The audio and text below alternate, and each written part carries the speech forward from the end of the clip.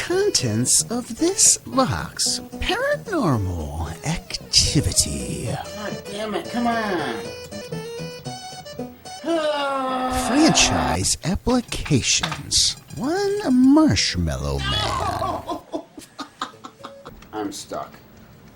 Ghost catching gear.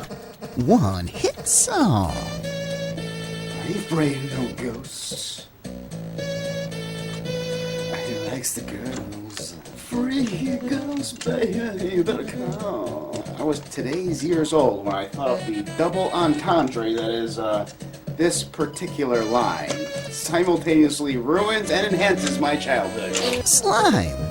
Naturally. Count 'em, 4 ectomobiles. 1 Temple of Zool. 2 terror dogs. And a zillion ghosts. Yes! This chick is toast! Ghostbusters!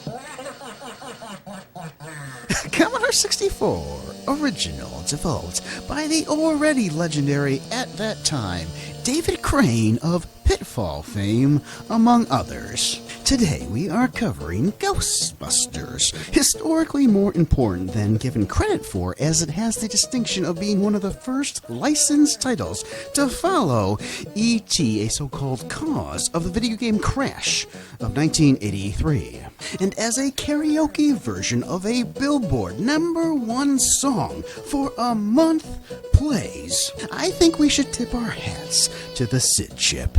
A complete 4-minute song, and as the lyrics change, the voices change. It doesn't just repeat the melody of a previous verse. The music alone is historically significant in terms of video games. The game was published by Activision in the late fall, early winter of 1984, which I'm basing off the first reviews, which were from November and December, so I'll say September, October is when it was first released. Europe would receive the game by Christmas for the 64, and ports would follow, first to the Atari 800 in early 1985, and by late 85 for the Apple II, the Atari 2600, the Amstrad CPC, MSX, and the ZX Spectrum. The PC would receive a port via a booter disc in 1986, along with the Famicom, and probably a little later for the NES version, which I have already reviewed, marking the first time I have reviewed the same game for a different system, unless you count Roger Rabbit, which I don't. And the final version would be for the Master System in 1987. Today, we are covering the original Commodore 64 release. If you think the puppies look frisky, wait until you meet the doorman. He's a little heavy-footed himself, doesn't take kindly to uninvited guests, probably because his boss is throwing a real humdinger of a party upstairs. Here's the scoop, in case you care to crash. Where? At the top of this very, very, very high-rise, alias the Temple of Zool, alias Spook Central. When? If you happen to notice the entire city starting to explode with ghosts, that's probably the right time. Given by the gatekeeper and keymaster in honor of the destroyer of sub-creatures, Gozer. Cover charge about 10 grand. Look, you get what you pay for, really. Wouldn't you be suspicious if you could save the world for $3.95? Regrets only, no biggie, so you can't make it. You'll probably cause disaster of biblical proportions, be responsible for the biggest interdimensional cross rip since the Degusta Blast of 1909, but it's okay. We'll just find somebody else out there who ain't afraid of no ghosts. Hopefully. I guess I will say that the story does not happen to cross into the cringe. It's just hammy. It's aware of itself, it's having fun, and so should you. I'm having so much fun, I even donned a proton pack in preparation for this video 35 years ago. What are you gonna call? No, but So Ghostbusters is an action game with some minor strategic simulation elements thrown in. The basics of the game are so simple as to not warrant discussion. A child can pick this game up and have fun with it. It's one of the few memories I have of playing the 64 back in the day. And yet there's arguably enough for an adult to sink their teeth into as well. I think it's clear based on the online hatred of the NES version that few children actually defeated this game back in the day. I mean, I did, but if it's not a straightforward platformer, online opinion is it sucks. It's accessible enough that a child could play, but you have to have a little bit of a mind to actually beat it. Of course, this original one is different to the NES version, which is universally hated. But is it different enough that we can say one's okay and one's not? I guess we'll find out. Computer Entertainer, November '84. In a very interesting development, Datasoft has acquired 3 licenses which Atari formerly owned. Pac-Man, Dig Dug, and Pole Position will all find their ways to Apple, Commodore 64, IBM PC, and Atari computers under the Datasoft banner. It seems Namco had a provision written in their license agreement that if Atari were ever sold, the licenses would revert back. And upon researching, there are separate official versions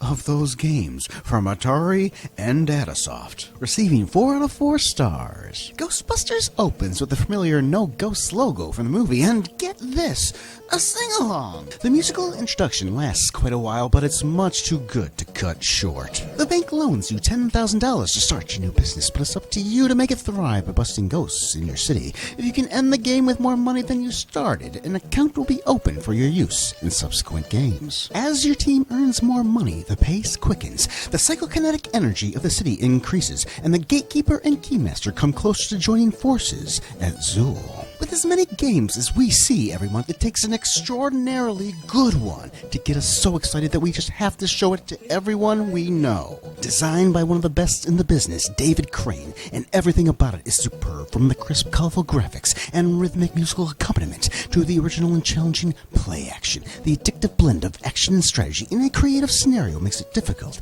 to stop playing. It had us mesmerized from the moment the computer shouted, "Ghostbusters!" The only movie-based game we've seen that captures the spirit of its inspiration totally. Anyone who loves the movie will be crazy about this game. $31.95. I'm sure that's with taxes, and it's actually $29.95. But whoa, discrepancy much from online opinions? And the order in which I show these reviews is always thought out. I start with the one that gets to the point in terms of the overall collective journalistic opinions. And Computer Entertainer speaks not just for the 64 audience, but for all computers, even the abandoned Atom. Ghostbusters is number 7, I'm thinking sales chart, in the computer top 10, April '85. So do you think anyone actually reads the history before they start spewing out the same words as every other angry reviewer? You know, and just because magazines think a certain way doesn't make them right either. They can be influenced too. Perhaps either extreme view on this game is garbage. Now, as we move across the screen, freezing ghosts, we'll talk about mechanics which are actually worthy of discussion. If on the map screen a ghost reaches the so-called Zool building, your PK energy will shoot up from its normal gradual pace. By freezing them on the map, you will get the opportunity to vacuum them during the driving sections. This means that the psychokinetic energy won't shoot up, and when you get back to the map screen, the ghosts will have reset themselves on the corners. Now, as we get slimed, this represents our lives, which are effectively unlimited with an asterisk. There are 3 Ghostbusters, and initial development took place prior to the movie coming out, which is probably why Ernie Hudson is not here. 1 Ghostbuster drives and 2 fight the ghost. Now, if 1 gets slimed, it's okay because the driver can get out and take their place. If a second one gets slimed, you can no longer fight, but you still got the one guy who can drive you back to Ghostbusters headquarters to get cleaned up and effectively restore your lives. When the PK energy reaches 4,000 or 5,000, the Marshmallow Man can show up to ruin your game. Quick reflexes with the B button, provided you bought bait, is the only way to get rid of him, which earns you a quick $2,000 if you're successful, but if he destroys a building, that's 4,000 taken from you. Unless you can get the feel for baiting him, winning becomes about luck. And it took me a while to get that feel. Info 64 in the winter of '84. You may have noticed the startling number of publications that have recently bitten the dust. Most computer magazines are launched by professional publishing companies with huge staffs, huge operating costs, and profit formulas that require as much as 70% advertising to stay in business. Objectivity can hardly be expected, where advertisers must be carefully courted for survival. perhaps that's relevant here. If you like the movie, you're gonna love Ghostbusters, another new game from Activision. When I first heard of it, I'm sure I groaned out loud, anticipating a cutesy, substandard, slapped-together game which would rely on the movie's popularity to sell them fast while the fad lasted. Instead, I was treated to some of the slickest game programming I've seen come down the pike. This game has everything. An expertly crafted 3-part rendition of the theme song. I almost fell off my chair. I'd buy this game for the intro alone. Look, it's great, historic, but would you really buy it just for the intro? The game itself is pretty interesting. Lots of good animation and graphics, top-notch sound effects, and one effect that I didn't think was possible, a continuous smooth-scrolling graphics logo and copyright notice going under the main screen, in the border. How do they do that? Review from Ben Dunnington in a later issue gave the game 4.5 out of 5 stars. No idea what he's talking about with the border. If it's in there, it's barely. What really sets this game apart for the time, and hopefully the reason why the magazines love it so much, it's not the licensing, it's that it was one of the first games to be designed for the Commodore 64. This is the most capable system overall for at-home gaming in 1984, computers and consoles considered, and nobody was designing for it. We didn't understand what we could have if we weren't forcing ourselves to use the Atari 2600, Atari 800, or the Apple II. Really, the Amiga was quicker to have games take advantage of. The 64, best-selling computer model of all time, was getting Apple II hand-me-downs. And it's nice seeing the Apple II struggle so mightily with this game. If the question is, could anything sound worse than the PC speaker, the answer would be the Apple II with Ghostbusters. But how does it play? Well, the only version that I played that I couldn't stand was the Apple II. Terrible. Now, the Atari 800 is the most faithful reproduction, and that itself means that the 64 wasn't truly being taken advantage of. If the background graphics are matching, it means the 64 is using the Apple II Atari 800 high-res mode, 140 by 192. The 64 can do better, but it's the sprites and it's the music which show off the 64. You can argue the color is better on the 800, but the sprites look terrible. But it plays the same, which I like. The other versions I had to relearn. I started out hating this on the 2600. It's in the catching of the ghosts, which I don't want to talk about except saying they all feel different. It's kind of the opposite on the VCS, but I got used to it and ended up being very impressed with what that machine can do. There's also versions for the MSX, ZX Spectrum, the PC, and PC Junior. Don't know how any of those play. I tried to get it to run on my PC for a week, and even via emulation, I failed. It's a known issue with DOSBox. That game will not run. A little more on the PK energy. Every 1,000 it will increase its speed. It's a little too slow to get to 1,000 if you ask me. From 1 to 3,000 is an okay speed, and then after that it feels too fast. The game ends either at 9,999 PK energy or when the little key that is roaming around the map and the keyhole meet at Zool. Took me forever to put that one together, and it actually provides a bit of a strategic element. Marshmallow Man showing up too much? Well, he can't show up when you're driving those pack pellets on the screen. They mean something. Think of it as plotting your course. It's how long you're going to be driving. If you've been roaming around the map, then go to a purple building, because purple means that the ghost hasn't actually shown up yet. Red means they're there now, so go to those ones when it's a short driving distance. Directly across the street from you, no driving required. Or hang out on the map and hope that the gatekeeper and keymaster get to Zool early. You just gotta make $100 more than you started with to get to the Marshmallow Man boss. And even if you don't get past him, there's a consolation prize. You can lose the game, but if you made more money than you started with, you get a code which is actually cross-platform compatible. Even when you win the game, you can come back to it,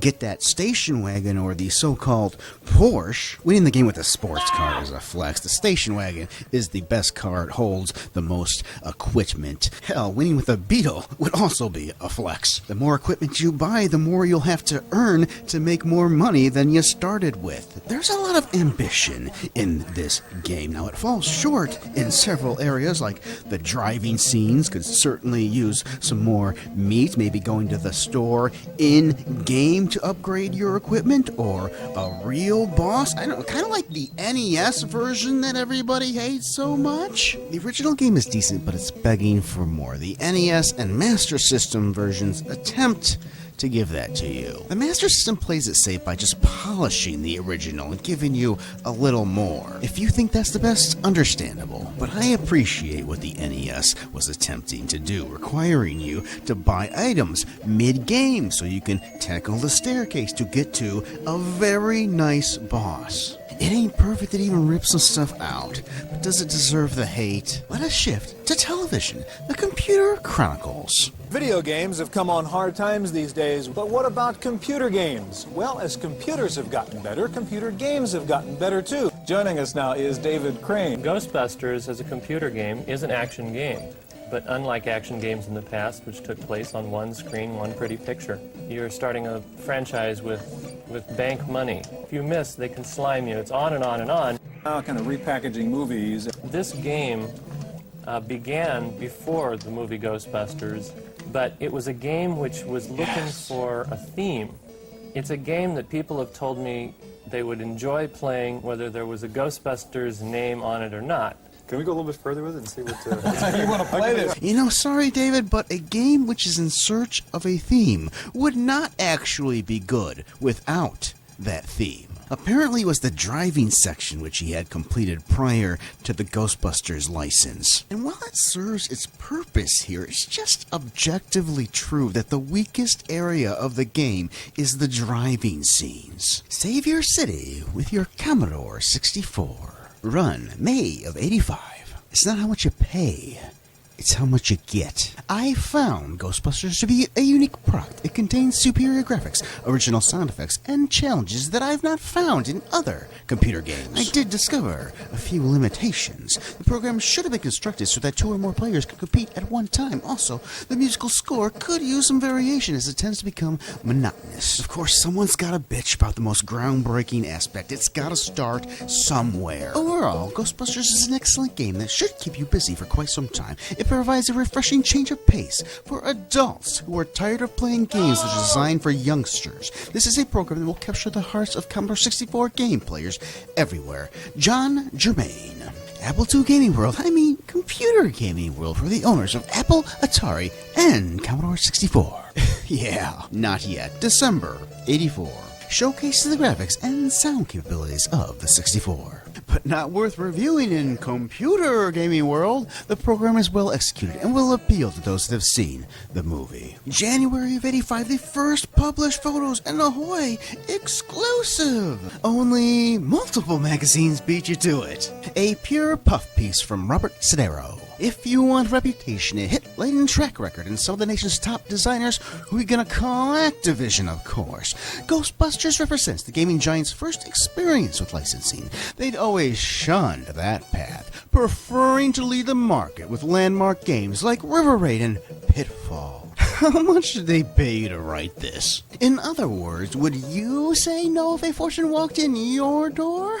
I think this is a confessional. The Commodore 64 was chosen because, said David, its high-res graphic capabilities make it the best micro for designing action-oriented games. You cruise in your Ghostmobile, capitalized company buzzwords. David Crane and Activision deserve special recognition for this one, not for producing a game that excels in terms of both graphics and gameplay, but for doing it when they didn't have to. The power of a name being what it is, any slimy piece of software that bore the name would have sold. But would it after the video game crash? We're glad that companies like Activision never heard of that philosophy. If the Motion Picture Academy adds an Oscar this year for Best Computer Game based on a feature film, we know just who the person that opens the envelope is gonna call. And if Columbia University ever starts giving out Pulitzers to video game reviewers, I know who they're not gonna call. Lots to get to quickly, bits and bytes from Europe. Music on the 64 has so far been looked on as incidental, a pity really, as the computer has sophisticated sound capabilities for a small micro. Some of the best examples examples of music can be heard in commercial games like Ghostbusters and Frantic Freddy. Reader's Top 10 in popular computing at number 6.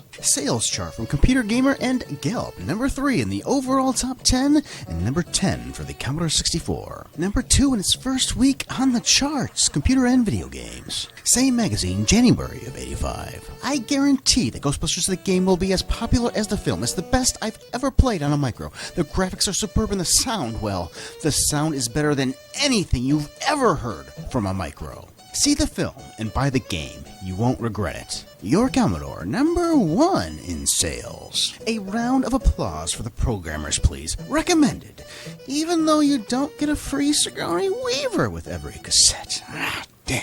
4 stars. The only negative reviews were for the ZX Spectrum, which is where I stop caring, and the Apple II. Hardcore Computus back in America, featuring an attractive scenario and several well-executed action sequences. Ghostbusters nonetheless manages to deliver remarkably little real entertainment. People watch movies. They want to play games. Ghostbusters is too close to a copy of the movie to be an enjoyable game. It is a decent companion to the movie, but it does not copy it. But of course, the Apple II version does genuinely suck. We'll finish things off with Electronic Games, March of '85. The Game of the Month. David Crane has easily hurdled the barriers which have tripped up more than one designer of a license-based title in the past. For those who've been repeatedly disappointed by software based on books, films, TV shows, and the like, Ghostbusters should prove a pleasant surprise. The teens and preteens who filled and refilled movie houses to watch Bill Murray and company will find the game particularly enjoyable,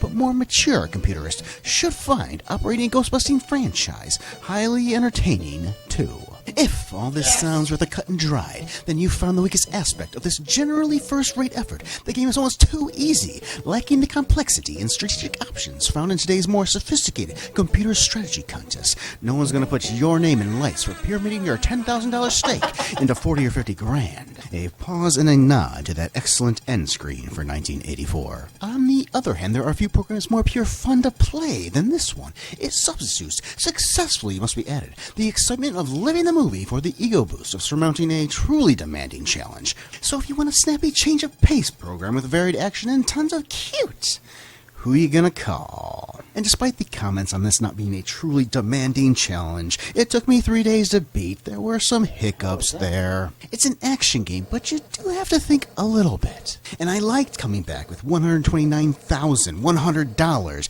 as my max score. Getting to drive the purple Batmobile, or a Trans Am.